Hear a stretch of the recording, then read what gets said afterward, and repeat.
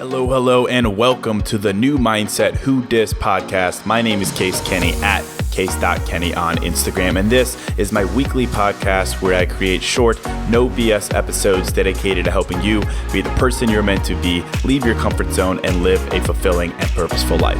Let's go.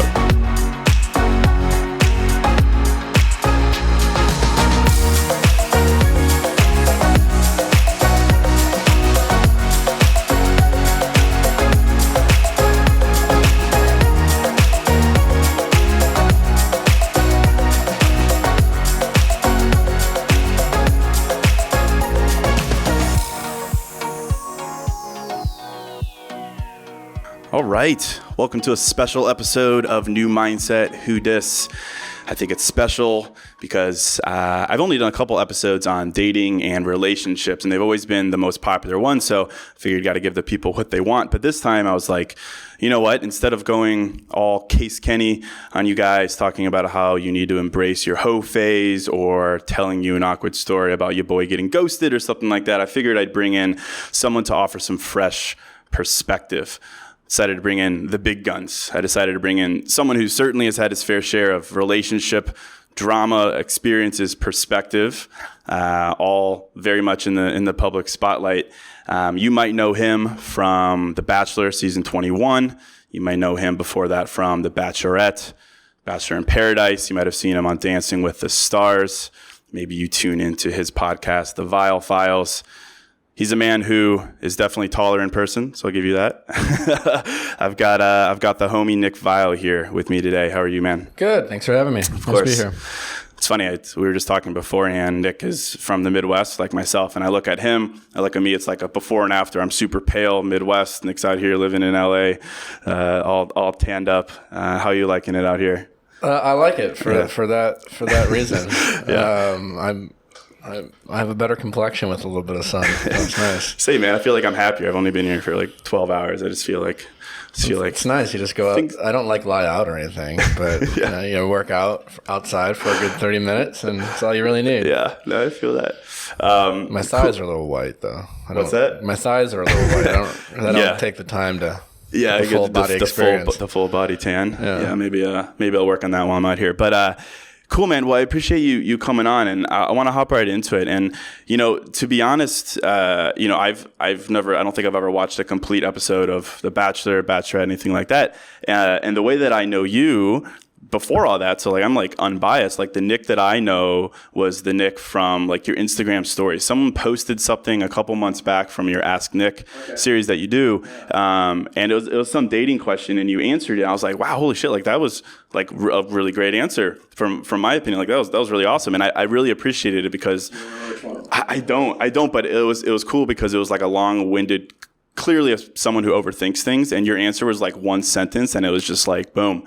It was just like so simple. Like you simplified it so much, and like that's what I'm all about, in the show and New Mindset. It's like, how can you simplify things? How can you not overthink things so much? So like that's kind of what I wanted to talk about today, to leverage your Nick no bullshit kind of answers to dating and relationships. See if we could help some people out. See if we can help people understand like what is the best, most effective mindset behind dating, so that you're happy while you're dating. You're not hating yourself. You're not overthinking everything.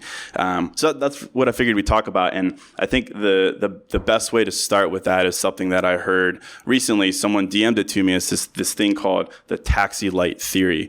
It's from Sex and the City, also something that I've never really watched. But it's this idea that guys in particular have a certain time where their taxi light is on and they're actively looking for a serious relationship.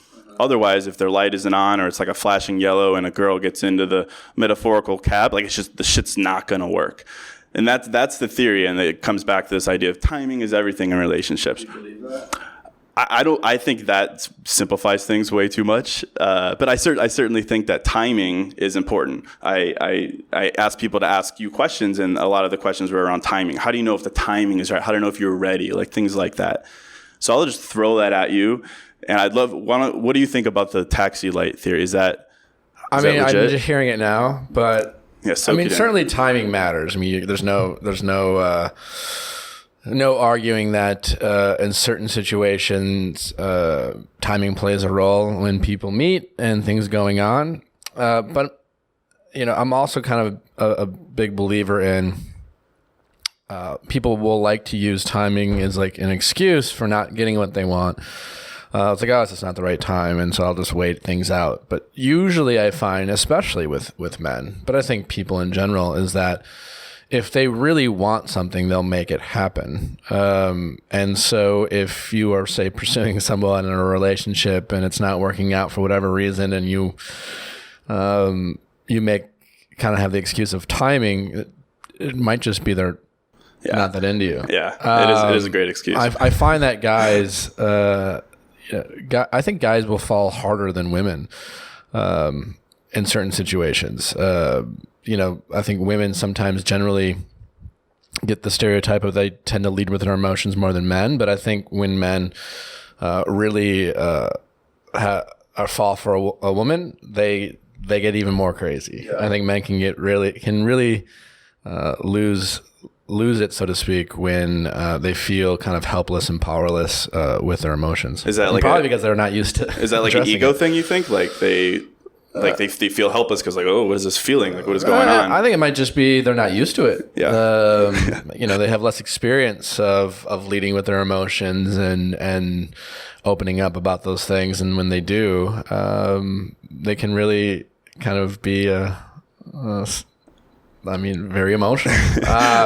And so I guess with timing, it's just, I think that's true to a certain degree, but with the taxi-like theory, if using the same analogy, I think if a guy's a taxi and he happens to see a patron he really wants to pick up, he'll kick out said passenger. I love it. If he really finds that person to be a really great customer, I guess that would be. Let's dig this metaphor. Yeah, timing, it's all relative. Timing comes into play obviously when when there might be an age gap when two people meet. Like the age gap that you meet when you are dating someone, right? Like I remember when I was 28, and it was a great relationship I had with this ex-girlfriend. When I met her, she was 21, and I remember being really kind of weirded out. Like I was just like, I don't know. She was still in college.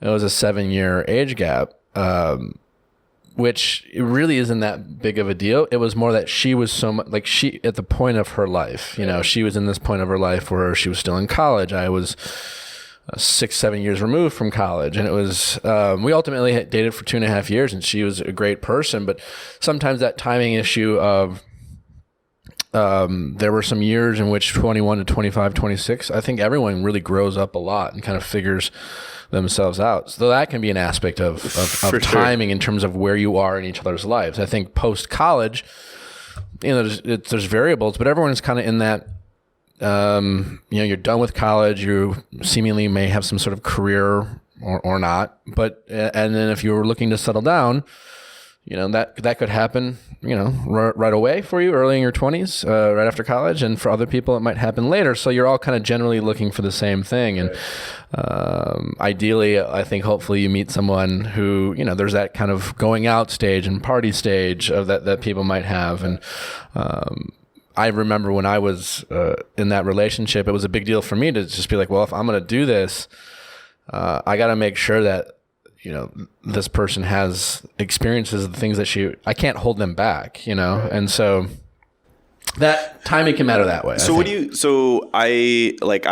done a couple episodes, like I mentioned, on relationships, and one of those things, I don't know if it's unique to me, but I call it the hoe phase. Your hoe phase isn't necessarily where you're just being slutty or anything like that. It's where you're going out and you're just experiencing flavors for the purpose of knowing what you don't want. Not necessarily to learn what you do want. Of course, that would be the intended effect. But so you can understand, I don't like this, that, or the other. If that's part of the growing phase, maybe that's part of the phase where people are like, I'm going to focus on me right now and just really understand what I want and what I need. Like, how do you know when you're done with that? Is it when you meet this right person? Is it where you're like, all right, I've got enough perspective. Now I'm gonna go out and be serious. Like, what do you say to those people who are like, I need time for me. I need time to understand. Like, when are you done with that? I mean, it varies for everyone else. I also think a lot of that comes from, how we grew up, kind of expectations that we had as kids, trying to kind of replicate what our parents had or, not replicate what our parents had sometimes. I grew up very conservatively in a very traditional family household, and I had a great childhood. And so for me, when I was younger, the expectation was I would, settle down and get married like 24, 25. And that has changed. So I think it really just depends on the person. I think nowadays people are settling down earlier because we've become less and less traditional as a society. Yeah. It almost seems ridiculous now. I mean, people still do it, and in certain parts of the country it's more prevalent, but the idea that you graduate from college and you meet someone and then get married, and again, a lot of it can be timing can work against you sometimes. I think a lot of times people get engaged and married because of that reason, where it's just like they're at the stages of their life. It's like, all right, I dated a couple girls, I went to college, and maybe I had a serious girlfriend or two. And then I graduate college, I get this job, and this is kind of my set. It's just like, well, kind of the next person I fall in love with, I'm going to get engaged to. Like, how do you really know the difference? And kind of to your point is you probably have a 24, 25, a somewhat limited dating experience. And so I've never been that type of person where I consciously was like, I don't want to be in a relationship. I just want to meet a bunch of people. At the same time, like I was in pretty much 3 serious relationships in my 20s. Again, it can vary. I think it's healthy. I mean, again, I was younger, so I didn't have that perspective, but I think it's healthy just to be open. I think it's good when you're younger to know how to be alone, to not feel the need to be in a relationship, so that if you are, say, single and maybe you and your college girlfriend or boyfriend broke up and you're just like, oh, this sucks. I thought we'd be together forever, and to not feel like you need to rush into a relationship just to have someone. I think a lot of people do that. Yeah. I mean, I've done that. And then that balance of, and then you go out, you meet people, you take people out, you get to know, maybe you have some short-term relationships. I think it's at that point should always just be open to meeting someone. There's never should be a time to say, well, I can't date you. I need to work on myself. I think you should always be able to work on yourself, even in a serious relationship. Yeah, I agree, man. I mean, it feels so black and white to me to be like, yes or no. Yeah. So, I mean, I think it's good generally if you can, you said you call it the hoe phase. I mean, it's just more, I think you just should be, I'm a big believer in just kind of being actively out there and actively dating. Whatever you want to call it is fine. And if you do settle down early, like that's great too. But I think more and more people are feeling that pressure of like, well, it's time to get married because I just graduated college. But we still see that a lot. And I mean, I don't know. I didn't really figure myself out until my early 30s. I think more and more people are doing that. I think we're maturing slower as a society. Yeah. There's just less responsibility. I'd say so, man. Yeah. For that, and that's good and bad at the same time. Yeah. So yeah, I don't know. Yeah. No, I appreciate that. I mean, I'm the same way. I'm 31. I feel like, I've been single for the past 2 years, call it. And I'd be interested in your perspective here. It's like, I've been single for 2 years. Before that, throughout my 20s, I always had serious girlfriends. So 3-year relationship, 2-year relationship, 2-year relationship. And now it's like, I am open to meeting the right person, but I love being single. Like, it's awesome to me. Just like I have that time. And there's a quote here that I liked about that. It says, being single for a long time can be dangerous. Once you see how peaceful it is and how protective of your energy you become, it can be tough to go back. And sometimes I see that in my life. It's like, remembering the ups and downs, the drama, the tension, some of the frustrations of dating. It's like, sometimes I see a lot of people fall into this. Like, they're just super comfortable being single. They want someone, but is it laziness? Is it protectiveness? Like, how do you break free of that? Because it's a great feeling. Yeah, it can be a little bit of everything. I mean, I relate to that a little bit. I mean, again, I think it goes kind of back to, I think we always, we spend most of our 20s trying to live up to the expectations that we make for ourselves when we're teenagers, which is kind of bizarre when you think about it, but it's also really true.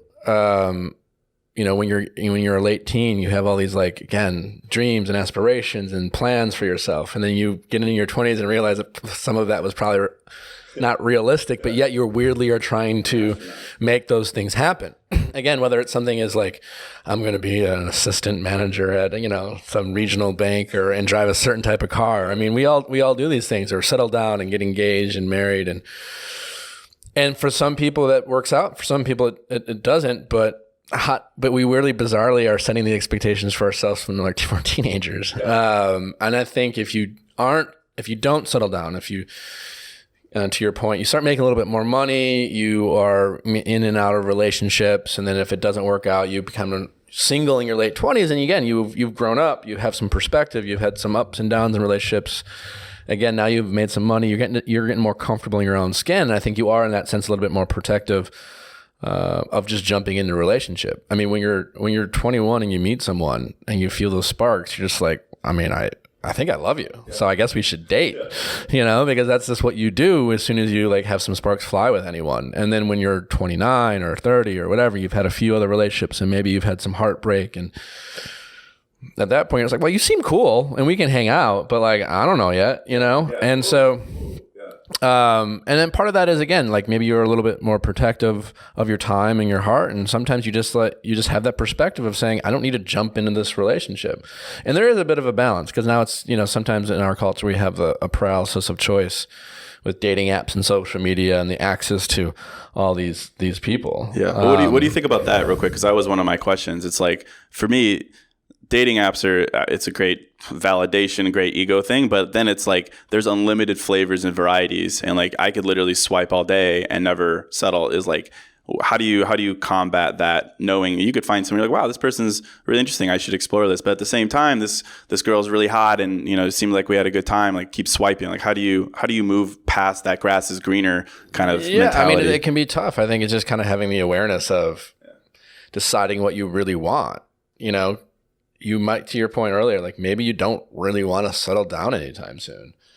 Maybe you are enjoying, you know what? I had girlfriends all through my 20s, and I'm just going to, unless I get swept off my feet, I'm just going to, do my thing. You like live with intention. Yeah. And so if you do want to settle down, then you kind of have to decide, well, what am I looking for? I mean, clearly, obviously something you're physically attracted to, but it can't just be a different look every time. And then you start really thinking about your past relationships and what were the things I really appreciate in that relationship, and what are the things I thought I wanted in a relationship, but ultimately I realized I didn't care too much about. And so part of it is just like, from a dating app standpoint, if you really want to be in a relationship, you really got to follow through. You kind of have to, if you're going to meet someone, you really got to treat it like a mini relationship. Right. You got to stop setting up other drinks with people and assuming that there's this person in front of you is like, what, I want to get to know them. I think there's something there. And how do you really know if there's something there? You're constantly distracted by all these other options. And so I think we're all guilty of sometimes not giving people a shot, and therefore we're not giving our chance a shot to meet people because we're kind of pre-screening relationships. I know I do that. I mean, I do that a lot. So yeah.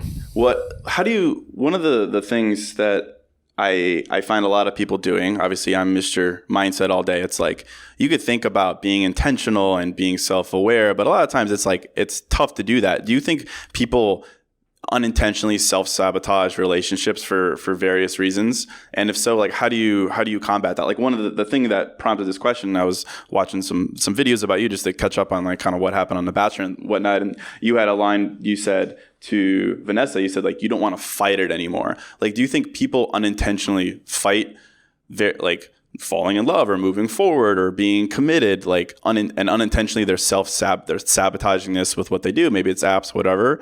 And if so, like, how do you become self-aware enough to fight that?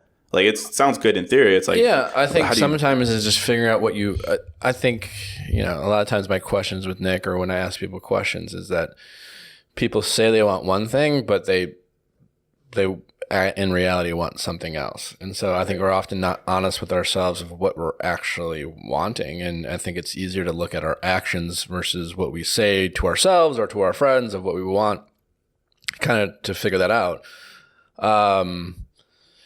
So yeah, again, the self-sabotage, I don't know. I mean, sometimes I think again, it's more paralysis of choice. It's, at the end of the day, there is no perfect person type of thing. And so if you had all these options, it was just like, I don't know, pretty good. I mean, it's like, Snickers, Milky Way, I don't know. Yeah.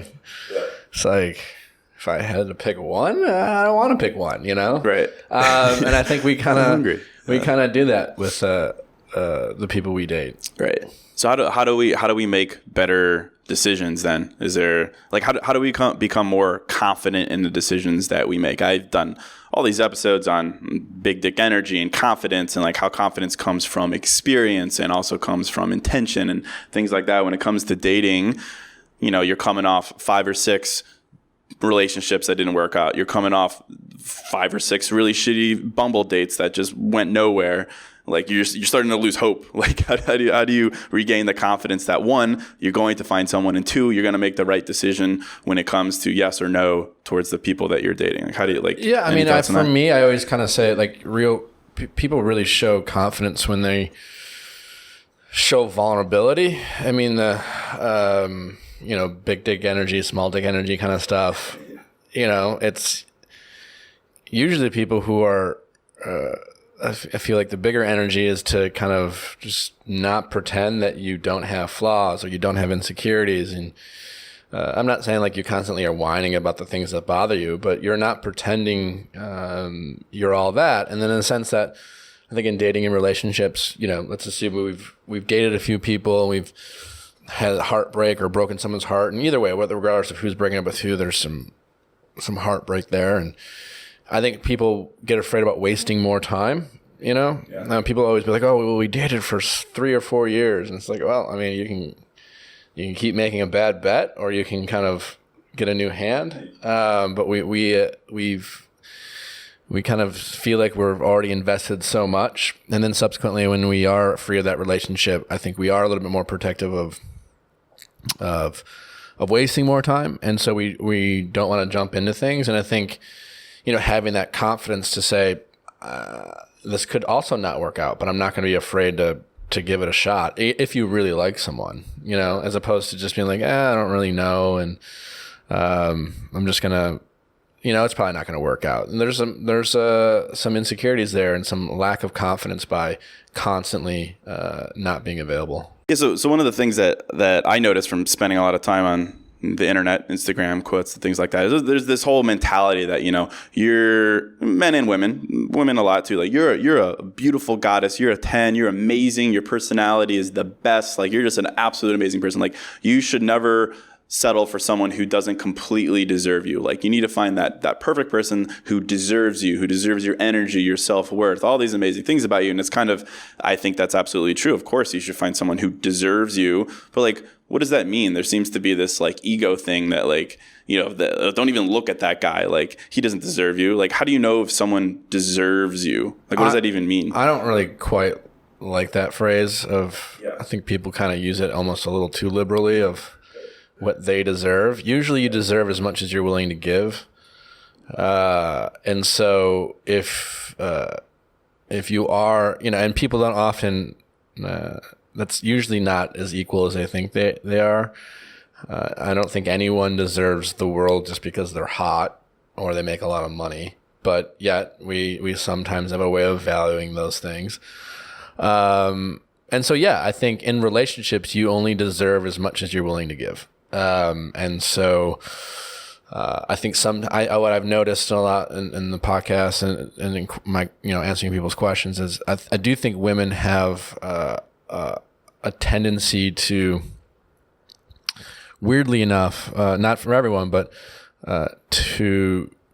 they should do a better job of actually expecting more from themselves, and spend less time just trying to get guys to like them. And you know what I'm saying? I think sometimes women are always just, they want to find a guy that they like, and then they think, well, if I'm willing to do X, Y, and Z, he'll like me.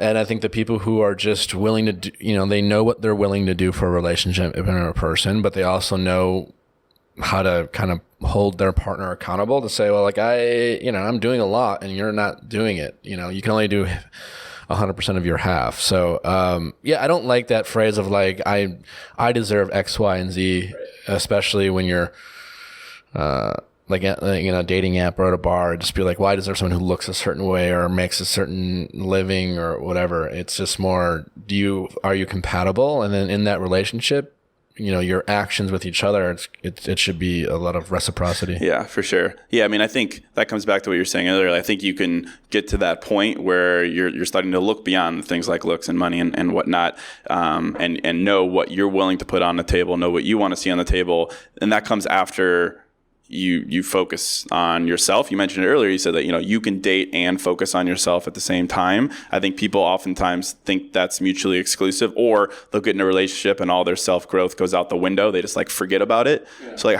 how do you make that work? I feel like that's the same. I'm always like, I don't want to date because I'm still, discovering things about myself. But like, what does that actually look like? It all depends. But even too, when people say things like deserve, you might be dating someone and you're willing to do all these things and they didn't ask you to do it, kind of thing.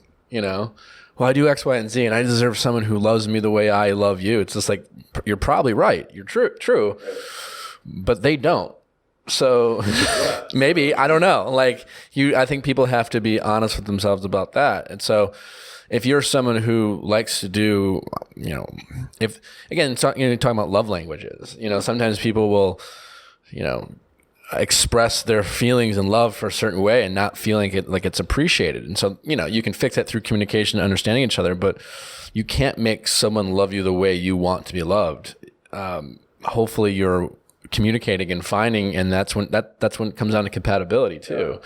And so, yeah, I mean, looking for a relationship or looking for that person, part of it is knowing what you want and then being honest with yourself throughout. Is like, is this the type of relationship I want? Or is it just, I'm dating her because I'm physically attracted to her, but like, she kind of sucks, at least for me, like she doesn't value the same things I want. We don't do a good job of making each other feel like we're connected. And that's a part of that is this compatibility. And I think sometimes we have to be honest with ourselves about what we are really valuing in relationships. For sure. 2 questions. One, what is your love language? Do you have a top guy? I think I'm pretty even with 3 of them. I know I'm not big with the gifts. Yeah. If someone gives me a gift, it's like, thanks, I guess. I don't. What's the other one? There's another one. The physical touch, quality time, words of affirmation. I think in words of affirmation, those 3 are pretty equal. Yeah. What's the 4th one? I do know that gifts, acts of service? Yeah, something like that. We should reread that gifts, book. But yeah, I don't really need you to do anything for me. Yeah. I'm 100% words of affirmation. Not like being told how great I am, just communicating. I think that's like, I don't know. I just feel like everyone assumes things and like no one and I'm super guilty. Like it's, we don't communicate what we feel. And so you just mentioned, you were like, a lot of the problems that would be solved by knowing what you want and communicating it. But then you also mentioned that earlier that not everyone's honest in communicating that. Like if you're meeting someone, you're like, oh, this feels kind of right. And then you're communicating yourself. Like what kind of question can you ask them to see if you're on the same page, to see if you have the same values, to see if you're similar communication styles and know if they're being honest?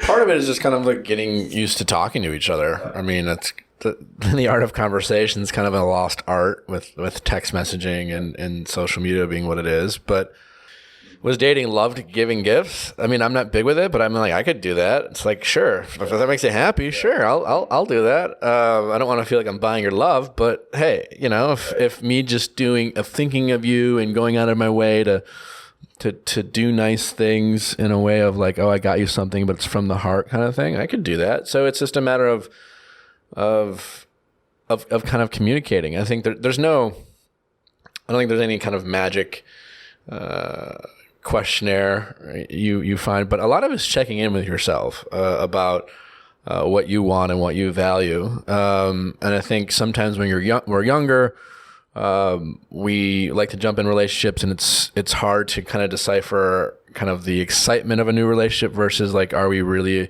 emotionally nourished? And when we're older, I think sometimes we, become a little bit more hesitant and a little bit more like, not necessarily jaded, but we almost have too much perspective.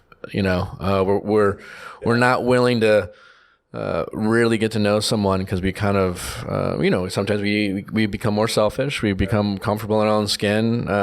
We like the variety, all those things. And yeah. Yeah. I mean, I think being open-minded goes a long way. You'd be like, shit, I've seen this before. Like I'm going to guard myself here. But like a little sense of open-mindedness, optimism.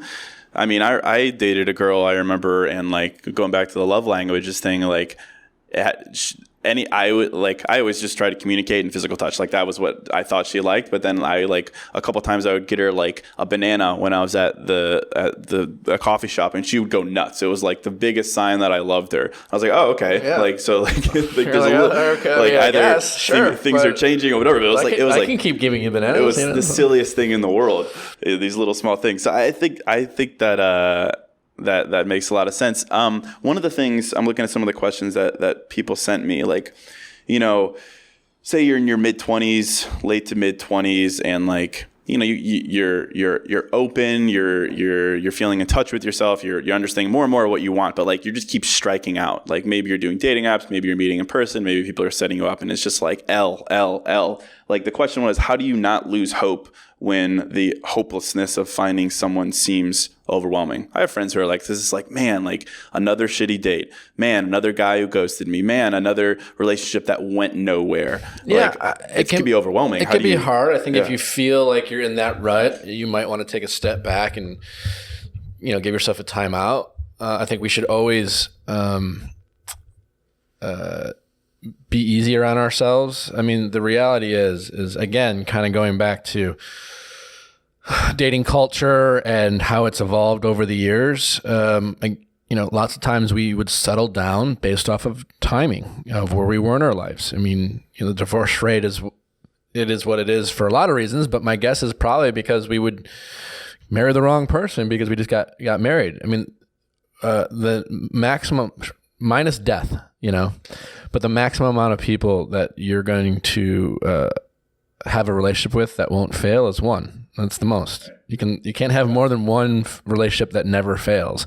Short of, again, you get married and something tragic happens and you maybe love two people and the only reason it fails is because they died. But other than that, like, relationships are hard, and finding that one person that you want to spend a lifetime with, if that is your ultimate goal. I mean, when you think about it that way, it sounds like a pretty big challenge. And so we should take it easy on ourselves. And I think sometimes we get in this rut of trying to figure out the rest of our lives as soon as possible, which is also a bit counterintuitive. I'm like, it's like, I'm 28 and I haven't found my guy yet or my girl yet. It's just like, well, if you find them tomorrow, and let's assume you live long, that's like 50 years with someone.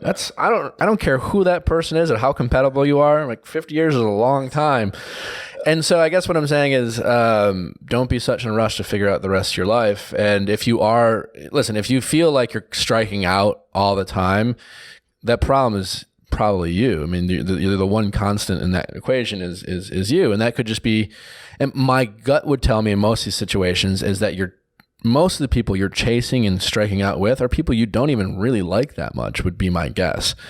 But I think sometimes people make the mistake of that desperation of wanting to meet someone so bad that they really stop thinking about what they want in relationships and what they value and what they want to receive in relationships, and they're focused on, well, I'm willing to do this and I'm willing to do that, and I'm a prize to be won, and I'm willing to do all this. Why doesn't anyone love me? Well, I think that you have the wrong mindset, so to speak. I agree, man. Yeah, I think we need to check our ego. And I think a lot of the times we like get coerced and desperate is because I talk about this outside of dating. It's this idea of highlight reel versus behind the scenes. And when dating, you're looking at someone else's highlight reel is your friend Becky got engaged or your friend Rebecca just found a new boyfriend or vice versa. But your behind the scenes is strikeout, ghosted, whatever.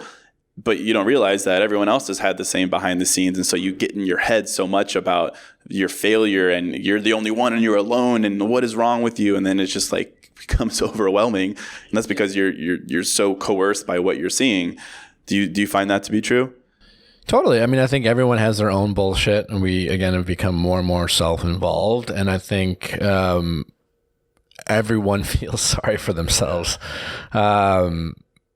Yes. So if you do feel sorry for yourself, I guess you can find comfort in the fact that, everyone has those moments of self-doubt and things like that. And your friends who are in relationships have their own problems too. Again, like, you don't want to be in such a rush to figure out, there's no prize for doing it first. I understand that, like, it's fun when you're in your 20s, you have the scoop of friends and everyone kind of settles down right around the same time. And it's fun to be like, oh, we're all have kids around the same time. And great if it happens, but like, just make sure it's with the right person and not just because like your kids that you don't have anymore get to go to first grade together. They might hate each other, I don't know. Maybe your kids won't get along, and so, but we weirdly make a lot of choices based off the idea of things and kind of having this picturesque life. And I think that often results in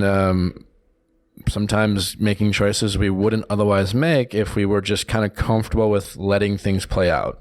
Yeah. You mentioned self-doubt there. I'm curious, as candid as you're willing to be, what's dating like for you, or like what's dating like in LA for you? Like, people look to me as Case, this guy who's got everything figured out, but I have, a ton of frustrations and struggles there, and I'm sure you do as well. I think a little perspective there might be helpful for people. I mean, you give amazing advice. You're very centered and self-aware, but like, what's that process? It's easy to give advice when you're not emotionally invested, but for myself, it can be.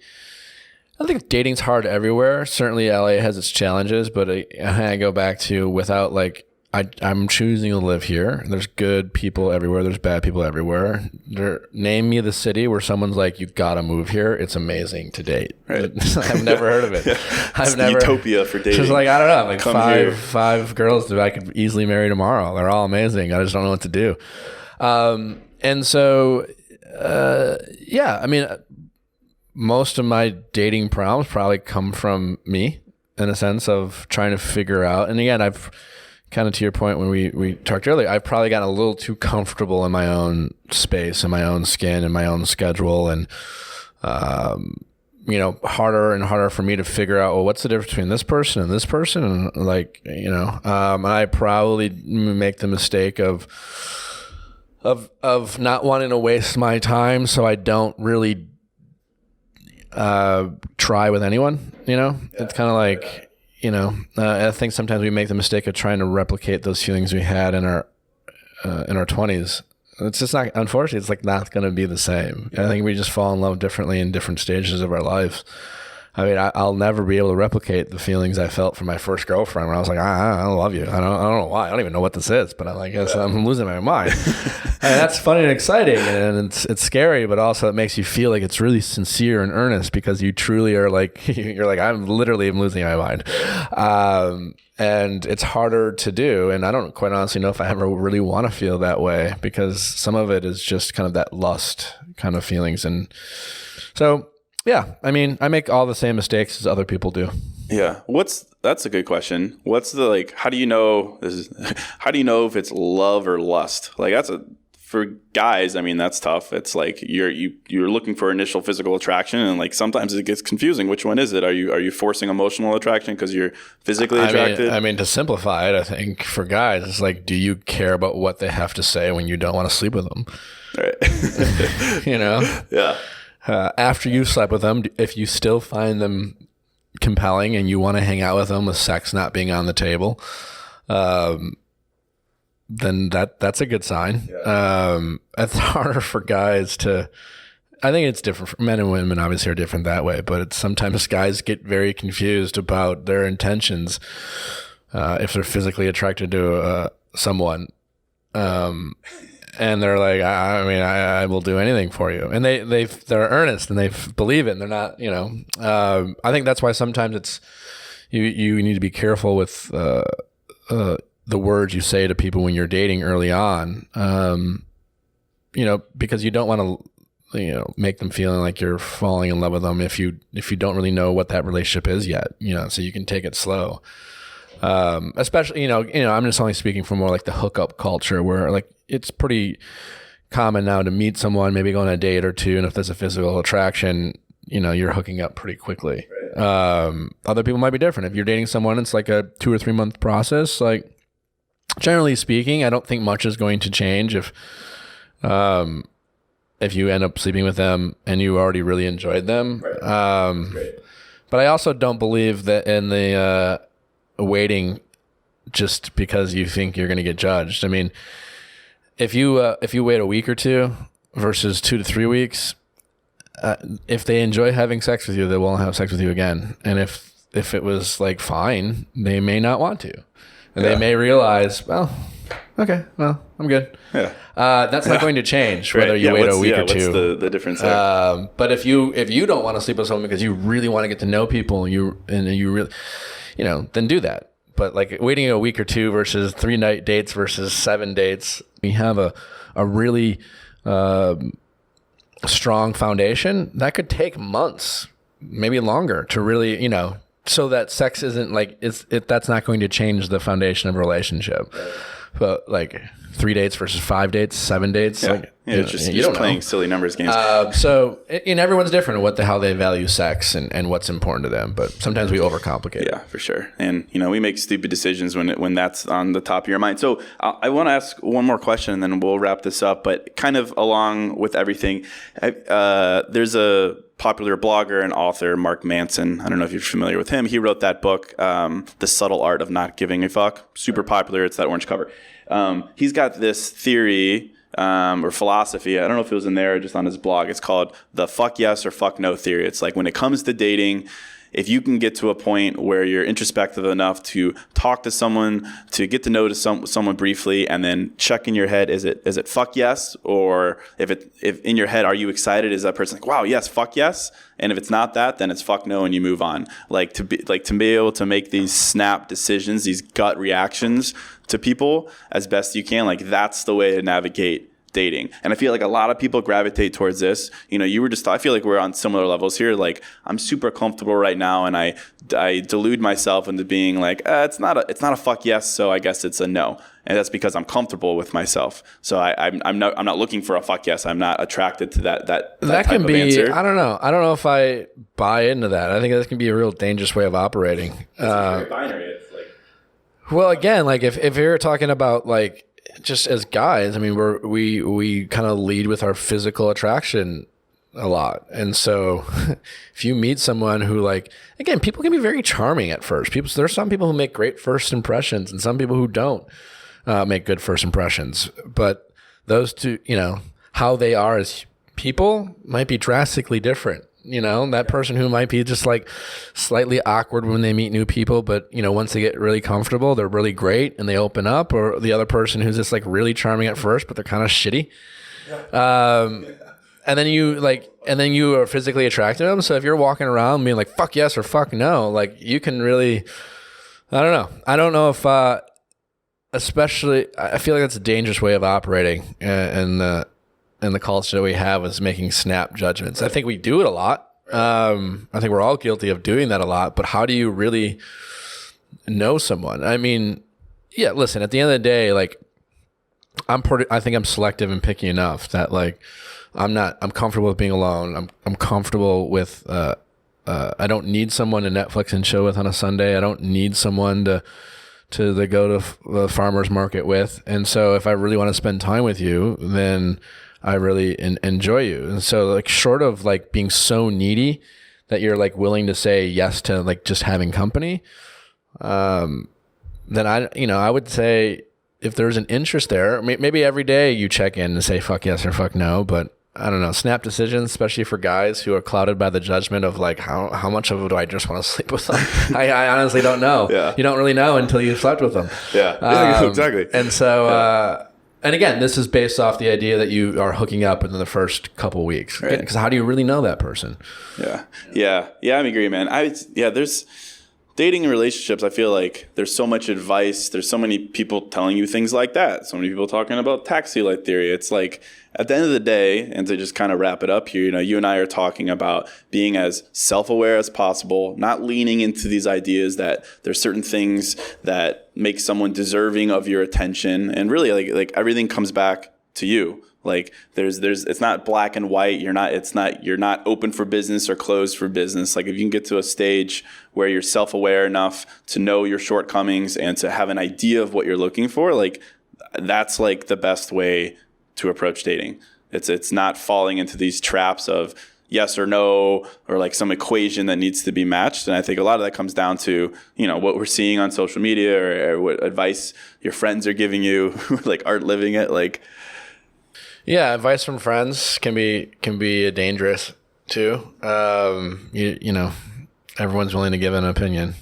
Yeah. I mean, which is, yeah. But yeah, I mean, it's tough. I think trying to figure out holding ourselves accountable for the things that we really want, I think is probably a great way to start. And if you find yourself complaining about not getting what you want, again, maybe even more time to look within. You can't have, if you're going to be picky, that's great. If you're going to have high expectations, that's great, but that's going to make it more and more challenging. And then that's fine. Don't complain about it. And also be comfortable with not needing someone all the time, and then, give yourself a break. Yeah. No, I dig that, man. Yeah. I think we'll wrap it up there. I mean, I think that's it. You want to talk about the relationship mindset. It's holding yourself accountable. If something is going wrong or, you're not progressing, don't play the blame game. Take a look at yourself, hold yourself accountable for the decisions you're making and what you're looking for. So I appreciate that, man. Yeah, thanks for a lot of fun. Thanks for coming on. So that's it, guys, for this episode. Thank you for tuning in and checking this out. I'd love it if you'd share this episode. When you do, tag myself at case.kenny, tag Nick in it as well. I appreciate you all. And until next episode, I'm out.